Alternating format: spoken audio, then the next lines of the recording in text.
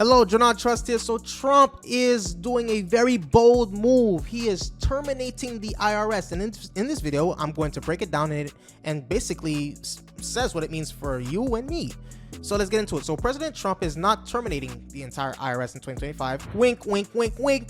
But his administration is implementing significant workforce reductions at the agency. So the IRS is prepping to fire approximately 6,700 employees beginning Thursday, February 20th, 2025. So these terminations primarily affect probationary employees, including recent hires and some longtime federal workers who were recently hired or promoted into new positions. So the layoffs are part of a broader effort by the Trump administration to reduce the federal workforce across multiple agencies.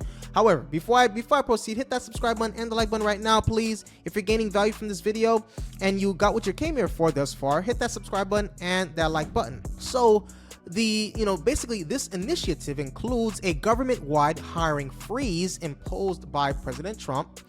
Next, we have a deferred resignation program offered to about 2.3 million full-time federal employees. Next, the creation of a Department of Government Efficiency, that's the DOGE, right, led by the one and only Elon Musk, right, tasked with cutting spending and reshaping the government workforce. So the IRS workforce reductions are occurring during the 2025 tax filing season, which has raised concerns about potential impacts on taxpayer services. Some critical employees in taxpayer services like information technology and the Taxpayer Advocate Service have been exempted from the buyout plan until May 15, 2025 to ensure continuity during the tax season. Now, there are some key reasons behind the IRS terminations, and let's talk about them right now. So the first one is the executive order, right? The Trump administration has directed the IRS to terminate probationary employees who are not deemed critical for, to the filing season. Next, we have workforce reduction. These terminations are part of a broader effort by the Trump administration to reduce the federal workforce across multiple agencies. Next, you have budget cuts. The layoffs are likely related to efforts to cut spending and reshape the government workforce. Next, you have reversing of recent hiring, right? The terminations will undo much of the progress the IRS has made in recent years to increase its workforce. Next, you have the targeting probationary employees. So the firings primarily affect staff in their probationary periods, which typically includes recent hires and some time federal workers who were recently hired or promoted into new positions. Now, there are some legal challenges to the IRS terminations, right?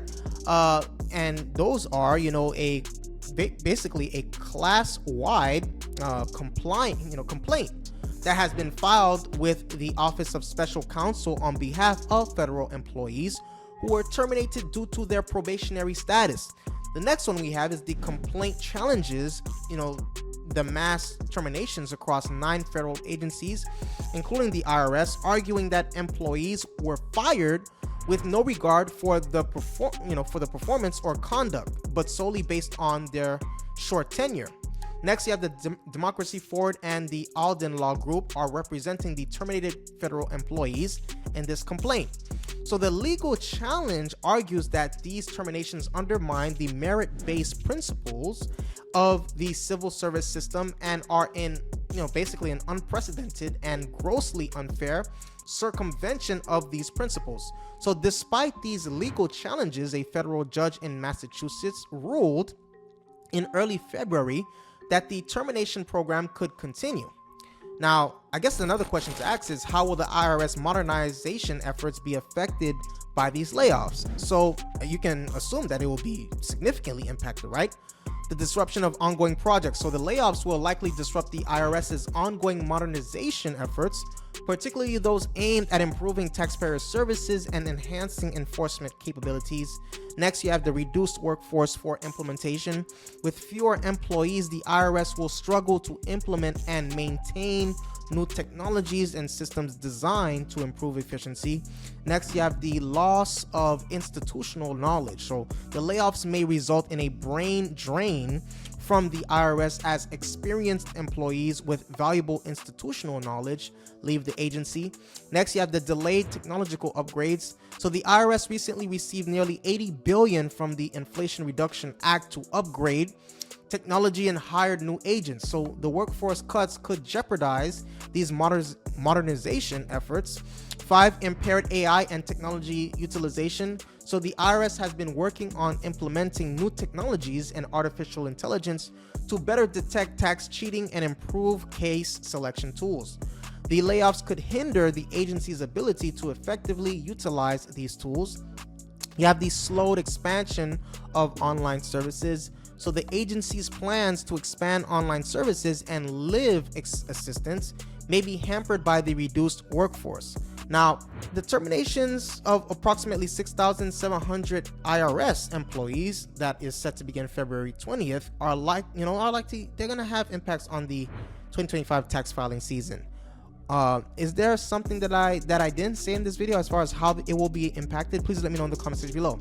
So that's what I have here today. If you gained value and you got what you came here for, hit that subscribe button and the like button. If you got what you came here for, you're happy with the information you received, hit that subscribe button and the like button. See you in the next video.